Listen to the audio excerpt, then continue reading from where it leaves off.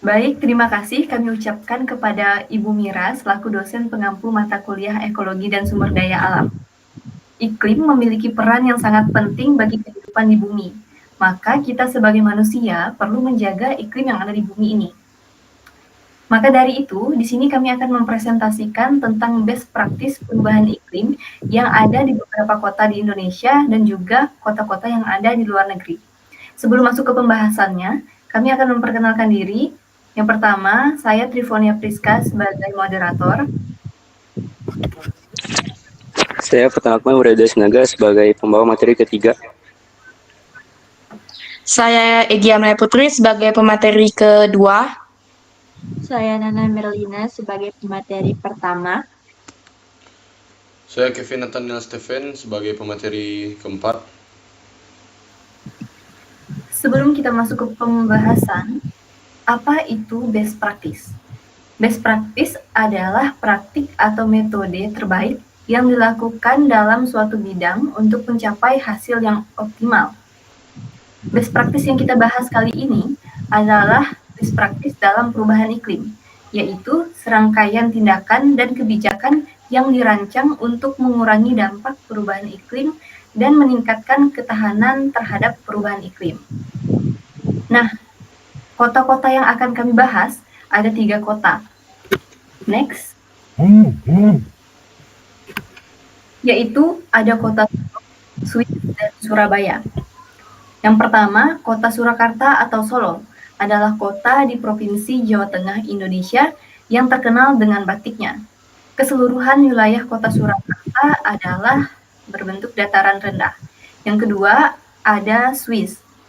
Swiss adalah salah satu negara maju di Eropa yang terkenal dengan sejumlah keunggulannya, yaitu sebagai salah satu negara paling bersih, teraman, dan terindah di dunia, dengan hutan yang masih terjaga dan beberapa pegunungan marga satwa dalam kondisi yang terjaga pula, serta kualitas air yang masih bersih serta aman.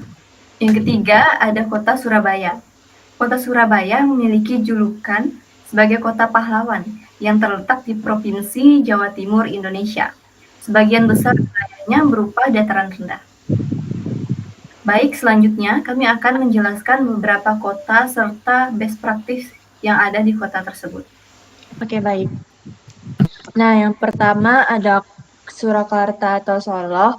Di Surakarta atau Solo ini terdapat kampung iklim. Nah, kampung iklim itu merupakan program pemerintah dalam meningkatkan keikutsertaan masyarakat terhadap adaptasi perubahan iklim atau diluncurkannya pada tahun 2011 mengacu pada Peraturan Menteri Lingkungan Hidup nomor 19 tahun 2012 tentang Proklim.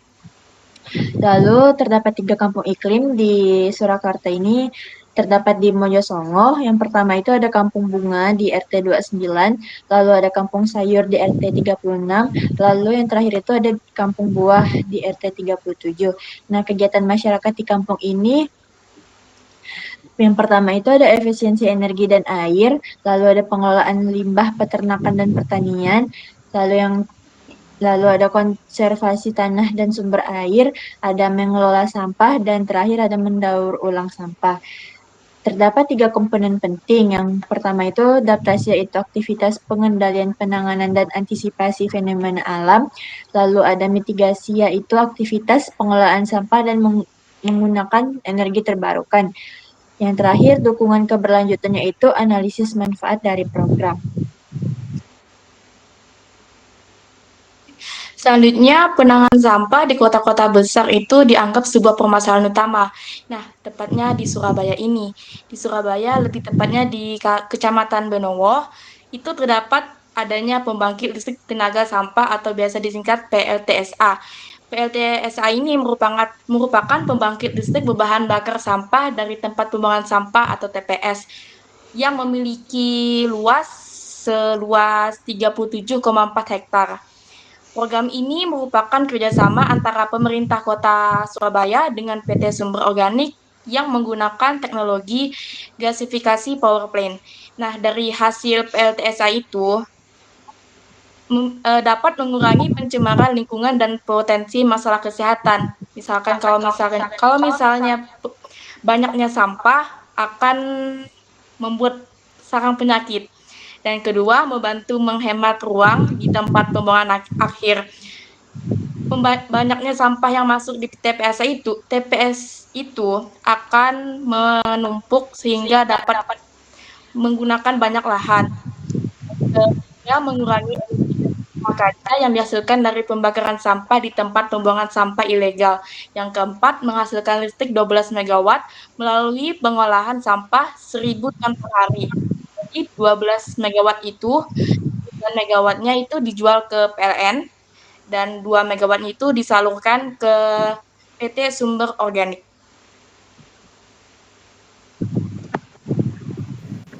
Oke, selanjutnya saya akan menjelaskan kota Swiss. Listrik ramah lingkungan di Swiss merupakan bidang yang sedang berkembang dengan pesat. Meskipun pasar ini belum sepenuhnya diliberalisasi, lebih dari 100 perusahaan listrik di Swiss telah mulai menawarkan produk-produk listrik ramah lingkungan kepada pelanggan-pelanggan mereka. Banyak perusahaan-perusahaan, terutama di kota Zurich dan Bern, telah berhasil mendapatkan respons yang positif dari pelanggan, dengan tingkat respons mencapai 4%. Meskipun harga premium yang dikenakan kepada pelanggan mencapai 400-700% per kilowatt per hour atau kWh.